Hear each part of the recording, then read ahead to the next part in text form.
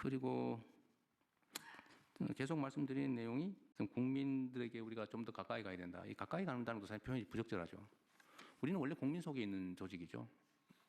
국민 그 자체죠, 사실은. 국민의 도구. 따로 놀아요, 쉽게 말하면. 국민들은 국정이 어떻게 돌아가는지, 지방 행정이 어떻게 돌아가는지 몰라요. 그거 잘 안 가르쳐줘요, 이상하게. 예산 공개도 참 어렵더라고요, 보니까. 이제는 다 예산 공개하고 있죠?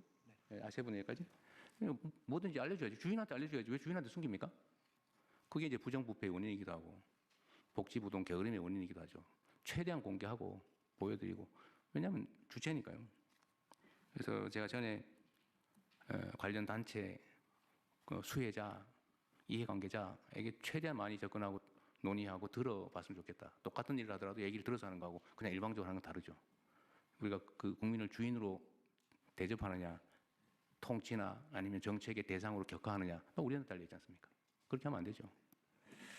그래서 국민과 좀 더 가까이 했으면 좋겠고요. 국민들의 목소리를 잘 들어야죠. 뭐 방법은 아주 다양한데 저는 사실 저한테 오늘 메시지 다 읽어보거든요. 그러다 보니까 좀 밤늦게까지 읽는 경향이 있는데 뭐 그런 것도 보고 어디 뭐 댓글도 좀 보고 보면 도움이 되게 많아요. 우리가 모르는 걸 아주 정말 잘 체크합니다. 그런데 이걸 악용하는 집단이 있어요. 댓글 선점해가지고 메뉴에다 해놓고 그 거짓말 써놓고 막 좋아요 눌러가지고 조작하고 국민의 눈을 흐리는 요건 이따 우리 총리께서 한번 말씀하시면 체크해봐야 되겠어요. 전에 댓글 여론 조작하는 것 저 수사 좀 하라고 했는데 어떻게 되죠? 저기 행안부 네, 예, 좀 하고 있어요? 예, 하고 있습니다. 어떻게 하고 있어요?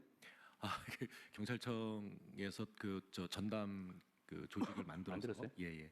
어쨌든 성과를 좀 보고를 좀 하라고 하십시오. 네, 알겠습니다. 너무 지저분해요. 예.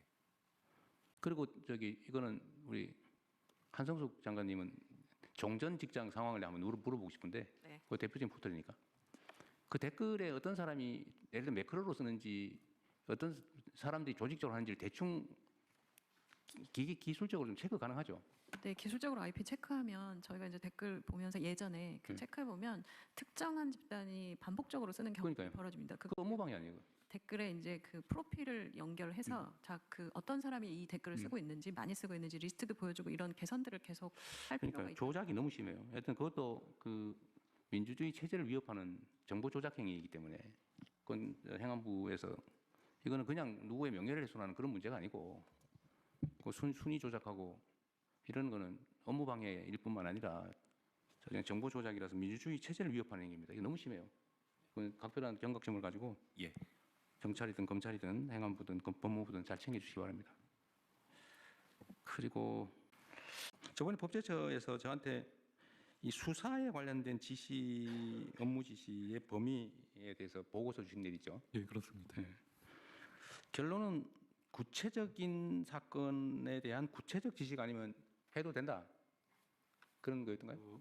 그 행정부하고 그 정부 전체를 통할하는 그 대통령의 지휘에서 국가적인 그리고 전 사회적인 네. 이슈 등에 대해서 그 일반적 포괄적으로 대처하고 네. 지시하는 건 충분히 가능하다고 판단합니다. 그거를 점검을 검토를 한 번 더 해주세요. 거기에 이게 이제 법리적으로 그런 거죠.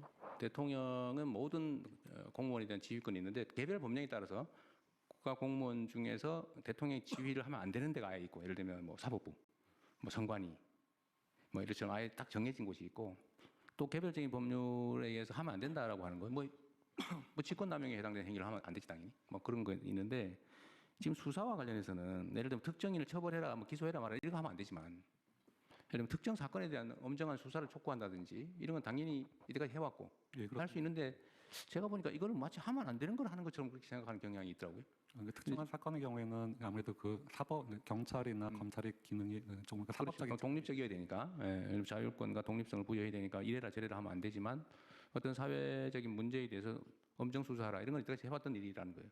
맞습니다. 그리고 구체적 사건에 대한 지휘는 법무부 장관은 구체적 사건 일반적인 지휘권이 있는데 검찰에 대해서 구체적 사건의 지휘를 하려면 검찰총장에게만 해라는 제한이 있는 거죠. 만약에 그 제한이 없다면 해도 되는 거지 원래는 검사의 권한이 있는 것처럼. 그러나 그거는 그 법에 금지되어 있기 때문에 구체적 사건에 대해서는 검찰총장에게만 한다. 라운 외에는 지휘 일반적 지휘는 다 가능하고. 그런데 행안부는 지금 경찰에 대한 지휘가 치안에 관한 게 행안부 장관의 업무가 아니라는 거죠. 뿐만 아니라 수사에 대해서도 정책에 대해서는 그 권한을 행사하고 그러니까 그게 지금 제가 보기엔 이 법 체계상에 약간 문제던데 지금 그러면 논리적으로 보면 경찰에 대한 지휘권은 일단 수사는 당연히 없어 보이고 네. 그러면 개별 경찰에 사건에 대한 대한 치안에 대한 업무도 지휘가 사항이 안 돼요? 치안에 대해서는 지휘 가능합니다. 치안은 되고 뭐가 안 되는 거예요? 그 개별 사건 수사에 관해서는 지휘를 할 수 없게 돼 있는 그게 이유가 법에 정해져 있어요? 그 법에 행안부 장관이 할 수 없다는 법이 있는 것은 아니고요. 경찰청장이 국수본의 수사에 대해서 개별 사건에 관해서 지휘할 수 없다라고 그건 명확하게 있고. 예, 명확. 그럼 국수본부장은 경찰인데 경찰청장이 소속이긴 하지만 네. 수사에 대해서는 아예 손을 떼라라는 네, 네. 취지인데 그럼 국수본부장의 수사는 누가 지휘합니까? 그 지 마음대로 합니까? 그 규정이 없습니다. 바로 그게 문제죠. 그냥 일반 지휘권 외에는 없습니다. 그래서 이것도 법 자체에 정리를 좀 해주세요. 필요하면 입법을 개정을 하든지 해서라도 정리를 해야지. 그런데 아까 얘기했지만 대통령은 부처청에 대해서 지휘 감독한다. 네. 업무에 대해서 이렇게 포괄적으로 돼 있단 말이에요. 네. 그런데 부처청 중에서 부장관은 청장과 관계에서는 약간씩 독립되어 있는 측면이 있는 것 같아요. 청이 외청이라서 외청이라서. 독립되어 있습니다만 그 지휘 관계는 있습니다. 그런데 그 중에서 경찰 업무 중에 치안 업무는 지금 행안부 장관의 직무 내용이 없다는 거 아니에요? 네, 네. 정부 조직법상 그럼 경금 경찰 치안 업무에 대해서는 그냥 이게 또 애매해요. 그럼 명확하게 해야지. 예, 맞습니다.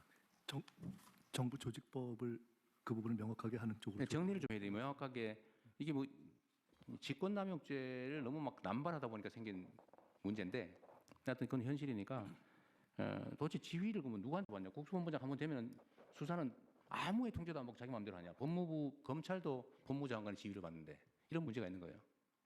지금 경찰 수사에 대해서 이상하게 돼 있어 지금. 네.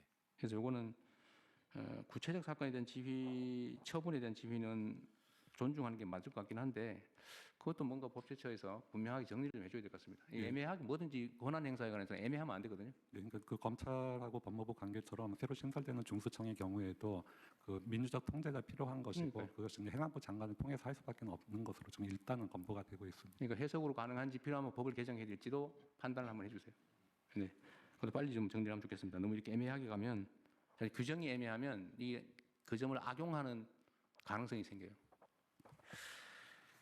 자, 저는 일단 여기까지 말씀드렸습니다.